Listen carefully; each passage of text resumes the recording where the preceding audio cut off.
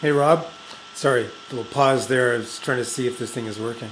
Yeah, my usual setup is not working right now, so I'm using just the thing that's on the laptop. Hopefully, it's going to be okay.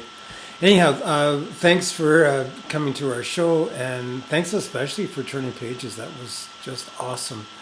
I hope you enjoyed it. For me, it's a high stress thing to do to turn pages, but you get to be right there, where the music is happening on stage. So it's kind of fun. I hope you get to do it with better players sometime. Although Jen's awesome, but I'm not awesome on the piano.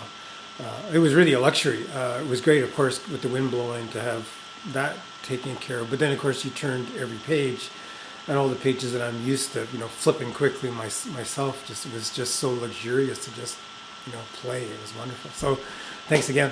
Hope you enjoyed the show. So I'm delighted to hear that you're getting something out of the Bill Nevitt stuff, and you were talking about this evenness of range, and I wonder. I'm curious what's causing that, or what you think is causing that. I've experienced something like that too, and for me, I don't think it's specifically about the Bill Nevitt stuff, although that's when it happened for me too. But it's because I finally realized that when it says slur on a trumpet method, then we should gliss. Uh, you know, for for technical stuff, for sure. But even for like if you're going to play a study, like say a Rochu or something, I've often suggested to students to try glissing through in order to figure out how the air should go. But I never really cued in for me how valuable that is, not just in terms of airflow, but just in terms of how your embouchure deals with the consistent airflow without the tongue coming in there and kind of correcting things or giving you a chance to reset. So I've actually done a bunch of work with the Bach cello suites. I went through a time there for quite a while where I was playing through an entire suite, one every day, and glissing most of it. Like when there's repeats, I'd gliss the first time and tongue the second. And I was doing a whole bunch of different kinds of things as well. I was playing them all really staccato and very legato with a legato tongue. I was double tonguing even in the legato. Just anything faster than a pulse, I would double tongue just to make that a normal part of my playing. And I'm still mostly doing that. So, but the consistency of playing the Nevitts on a daily basis, that's probably really solidified that for me. So I'm glad to hear that that's working for you and making sense. And I'm curious if it is in fact my theory that it's the glissando that's doing that, because maybe you're not doing the glissando that I suggested. So I'm not sure what's actually doing it then. So let me know what your diagnosis is. So I've been tweaking those Nevitt things. I'm doing the second one. I think I've sent you two collections, and I'm doing the second one. I suspect that's probably what you're looking at, and I've modified it a bit. For starters, I do the low note warm up and the high note warm up. I do those every day, or 5 days a week, 6 days a week, I should say. This is my normal practice routine. I usually take Sundays off. But I'm only doing the exercise part, the fundamental 1 and 2, or however he calls it, but the one that starts low and goes high. I'm doing that only 3 days a week, because I started to realize that it was actually kind of breaking me down rather than building me up, and it relates to what I've also learned more and more about overtraining at the gym kind of thing. So people working with weights and so on. It's the most common thing, whether you're just somebody with a dumbbell in their garage, or if you're an elite athlete, or anywhere in between. The most common problem is people overtrain. It's remarkable. There's really things that you can literally do once a week, and that's going to give you your optimal results. It's pretty amazing. So I started to feel the same way myself. I started to feel like I was tired before I started to play, that my embouchure was fatigued, and I thought, wow, that says a lot. But just in terms of how strong maybe I thought I was, it's like, no, maybe not. But that's kind of good news. That's good information. So Maybe I could get to the point where I could play something like that every day. But there is an aspect of it, like his thing, if you read the intro, his thing is about playing those notes loudly, those 6 or 7 low notes and 6 and 7 high notes that he identifies as kind of the foundation for your range. The idea is that the louder you can play those notes, the more the other notes become available, is the theory. And so you can, even if you're, very strong and very skilled and have a great high range and etc.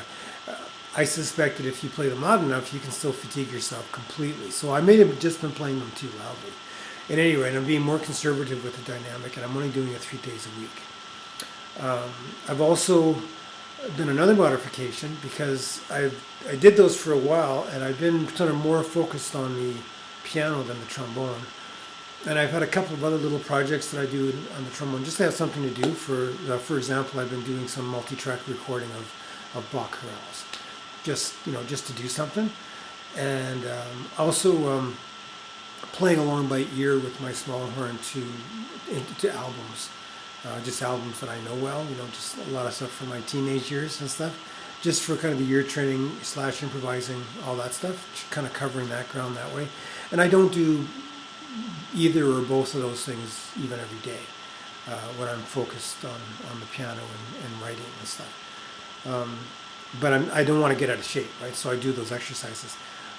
So I've been doing that for a while, and I'm like, okay, well, what about that high range? I haven't really played anything above a high B flat for the last few weeks, just because I'm just mainly playing those exercises and maybe cello suites or what have you, or Bach chorales. And so I started playing scales and tunes, and it was like, it wasn't that impressive. It wasn't as, there was no huge change in that range. And so I thought, okay, I need to tweak this a little bit. If I'm going to do something on a regular basis, especially if it's going to be the main or maybe the only thing I'm going to do today, I need to tweak this. And so I started doing the high note warm-up, not the actual study, but the high note warm-up, going up to a high F. So starting on F rather than starting on B flat. So starting on the F and going up to the high F, and then going chromatically down through that chromatic scale pattern with the lip slurs and everything down to a C. And then doing the rest as written. And I don't do that on the days that I'm going to go and do the 3 days a week when I'm going to do the hard part, the loud part. I do that warm up in the, just up to the high B flat on those days. And what has been interesting is that after the first couple of days of doing it, I realized, I'm actually able to do this. And it's like, I guess maybe that exercise was working. So it built some kind of a foundation to make it possible. It wasn't immediately there, which kind of makes sense because you still need to find, where that vibration is and where your tongue needs to be. So it creates the strength to play, but if you're not actually playing those notes, they're not going to magically appear. I found out. So that's a tweak I'm doing. And then probably the final thing that might be of interest to you is the bass trombone thing. And I don't know, you mentioned that the low range on your tenor is opening up from this word, so I think that's awesome. And if it's glistening around that's doing that, it doesn't surprise me, because that's happened to me too. A lot of things are just, more right in the center of the embouchure and just coming out because of the glistening. So that's kind of a cool thing. But the other tweak I'm doing is I'm also doing the bass trombone every day as part of this. Again, I'm doing the workout part. I'm doing the warm-ups every day, and I'm doing the workout part just 3 days a week, same days when I do it on the tenor. And the way I approach it on the bass trombone is I basically invert the exercises and go down, because that's kind of what the bass trombone about, is going down further and further. And so I start off down to a pedal F is my first, so whatever the arpeggio is or whatever, so that from a low F chromatically down to the pedal F for that first warm up, and then work my way down to the double B, pedal B flat. And those notes are coming out, cracking or anything. My low F is pretty good, and on a good day my D is pretty good, and then it gets pretty fluffy after that. It's not like those notes are honking. And but it's been great. Like, I've had some gigs with Capitol Brass where I'm playing tuba parts on the bass trombone, and it's been a lot easier. It's been a lot better. Just glistening around in that range has been great. So anyways, I look forward to hearing more from you. Make a recording for me one of these days if you're into it. I'd love to hear how you're playing. Congratulations again on that church service you played. It sounded like it would have been really beautiful. What did you say? I think you said you put the saraband from the second suite. That's so beautiful. Good choice. Really good choice. Nice range for the tenor, etc. Anyhow, I'll leave it at that. Thanks again for helping out on our show, and hope to hear from you soon. All the best.